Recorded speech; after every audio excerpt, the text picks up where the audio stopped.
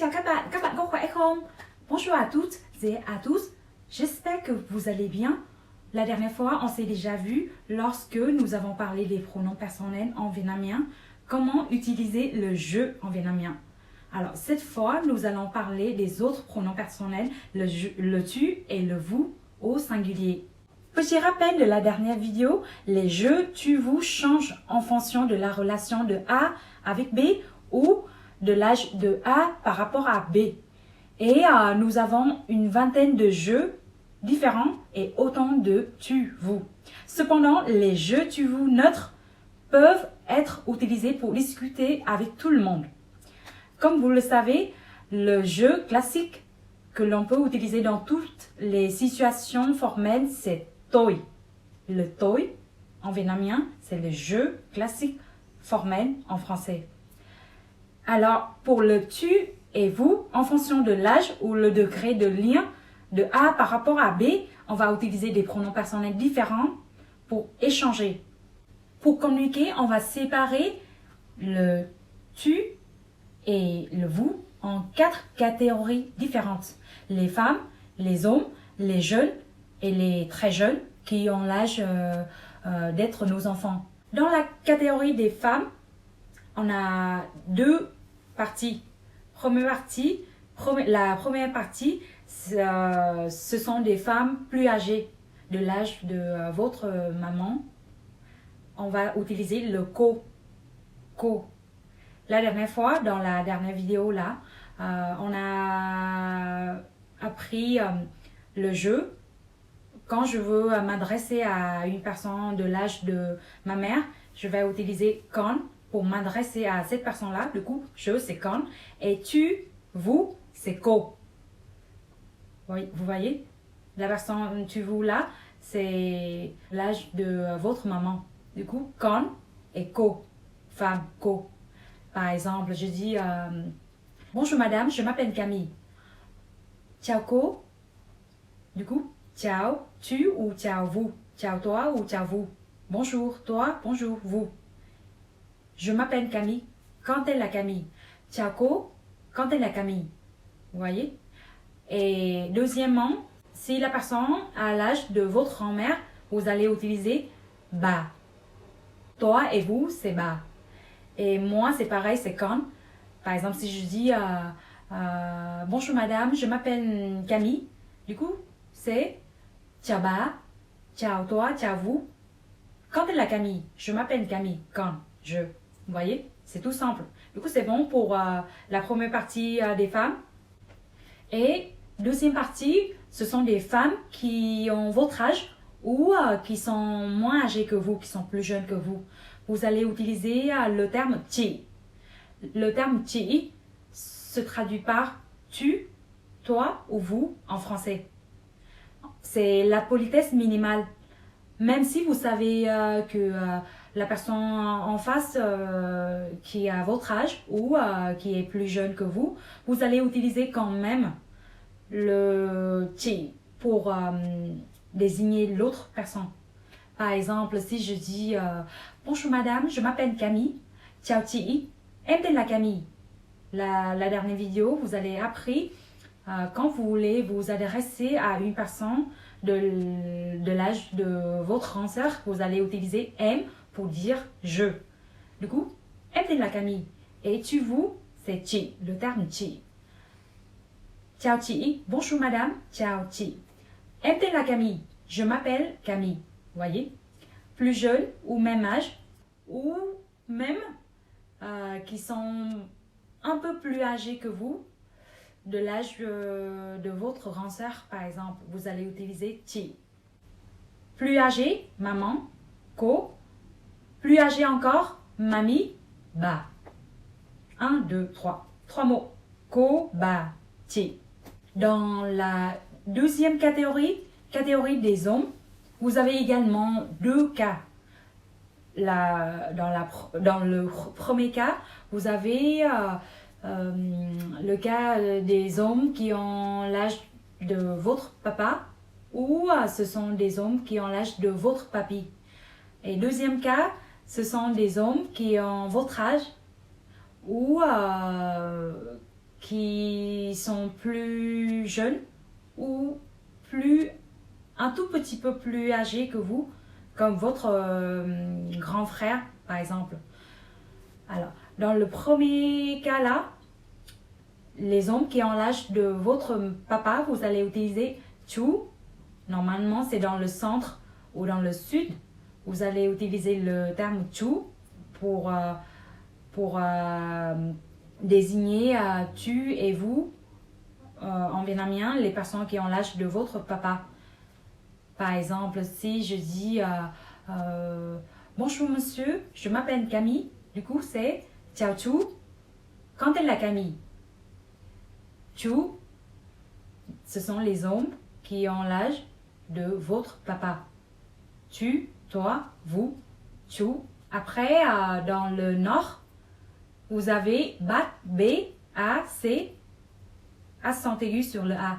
Bat, B, A, C, accent aigu. Le terme bat, c'est le même son que tu en fait. Par exemple, si je dis bonjour monsieur, je m'appelle Camille, chào bat, quand est la Camille? Là, c'est dans le nord.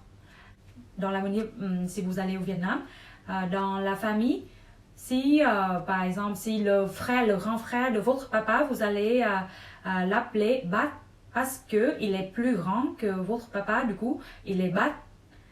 Et le petit frère de votre papa, c'est Chu, vous voyez.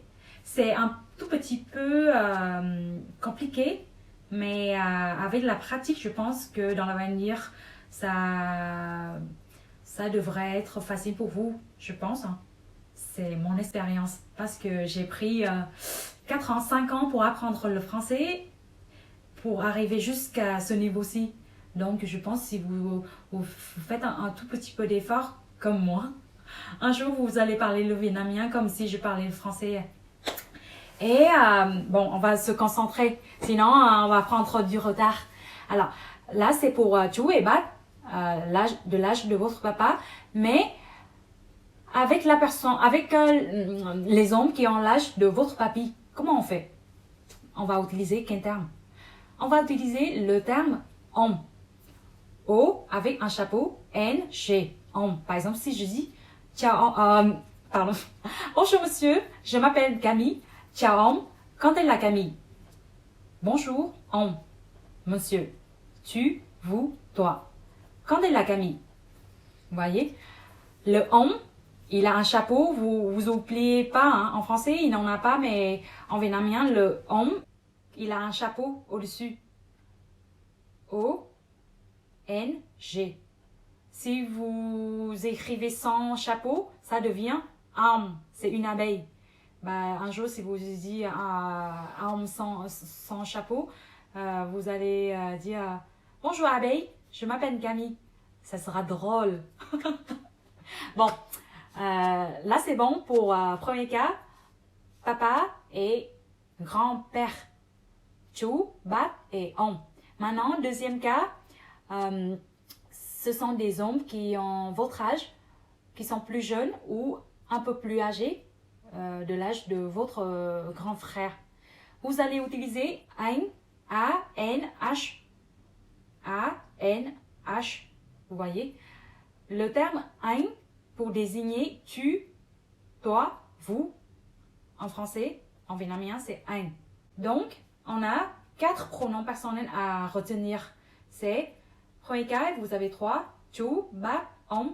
Chu, bat, c'est l'âge de votre papa. Et homme, de l'âge de votre papy. Et anh, c'est pour les 3 cas, votre âge, plus jeune que vous ou un peu plus âgé. Anh. La troisième catégorie et la quatrième catégorie, je mets ensemble alors. Parce qu'on n'a pas besoin de distinguer hommes et femmes. Hommes et femmes, vous pouvez utiliser le même mot. Troisième catégorie, avec les personnes qui ont l'âge de votre petite sœur ou votre petit frère, vous allez utiliser em. Par exemple, vous êtes, moi, je suis une femme, du coup, je suis chị. Je, chị. Normalement, vous avez déjà vu sur ma première vidéo, je, parce que je suis une femme, donc c'est chị. Et tu, vous, toi, normalement c'est tu, toi. Hein. Parce que familier, du coup, le vous, on met de côté. Le tu et toi, c'est em. Petit sœur ou petit frère, homme, femme, em. Et, em. Eux, em. Voilà. Et la dernière catégorie, la quatrième catégorie, ce sont des personnes qui ont l'âge de votre enfant, qui ont l'âge de nos enfants. Par exemple, je suis une femme, du coup, je traduis par ko, et je rencontre un petit enfant de 5 ans, par exemple, il a 5 ans. Je vais utiliser le terme con, C-O-N, pour désigner ce petit enfant-là. Du coup, bonjour petit enfant, je m'appelle Camille. Chào con, cô tên là Camille. Je suis une femme, donc, cô, et cet enfant-là a l'âge de mon bébé, mon enfant. Du coup, c'est con. Enfin, on a déjà terminé. Vous voyez, c'est très très simple. Vous retenez, il a 4 catégories, donc 2 catégories. On distingue hommes et femmes, et ces 2 catégories-ci, ce sont les termes de politesse. Après, 2 dernières catégories, plutôt pour tu ou toi, ce sont des termes familiers. On peut utiliser dans les situations normales, sociales. Alors, premier et deuxième, homme-femme, vous avez 2 cas différents. Premier cas, les personnes plus âgées.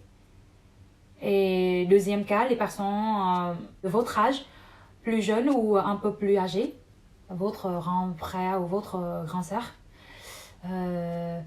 Après, les 2 derniers, vous avez M pour les personnes plus jeunes que vous, l'âge de votre petite sœur ou votre petit frère. Et con, c'est pour les enfants qui ont l'âge de vos enfants. Si c'est la première fois que vous êtes venu sur ma chaîne, je vous conseille de regarder la dernière vidéo, le terme jeu. Comment utiliser le jeu en vietnamien avant de regarder cette vidéo pour mieux comprendre. Il faut mieux apprendre le jeu d'abord et après tu vous. Parce que les pronoms personnels en vietnamien, c'est très... Il en a beaucoup, il a une vingtaine termes différents. Donc, vous pouvez apprendre petit à petit. Comme ça vous encourage plus que décourager. Et voilà, je vous remercie d'avoir regardé jusqu'à maintenant. Ça me fait vraiment plaisir, vraiment, vraiment. Et je vous donne rendez-vous pour la prochaine vidéo. J'espère le plus tôt possible si j'ai un petit peu de temps. Comme ça, vous pouvez découvrir et apprendre plus ce qui concerne le vietnamien ou le Vietnam en général. Et voilà, merci beaucoup. Cảm ơn các bạn rất nhiều. Merci beaucoup. À très bientôt. Hẹn gặp lại. Hẹn sớm gặp lại. Bye.